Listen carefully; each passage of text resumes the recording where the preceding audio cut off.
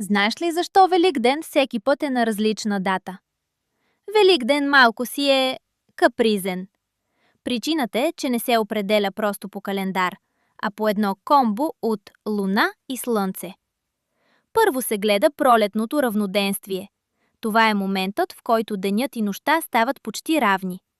Обикновено е около от 20 до 21 март.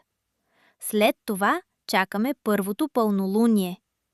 И като дойде това пълнолуние, не празнуваме веднага. Чакаме първата неделя след него. И хоп, това вече е Великден. Малко е като рецепта. Пролет, пълнолуние, Великден. А защо е толкова сложно? Всъщност, причината е доста интересна и малко историческа.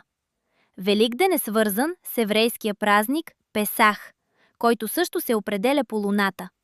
И понеже точно тогава се случват събитията около разпятието и възкресението на Исус, ранните християни искали Великден да е близо до този период.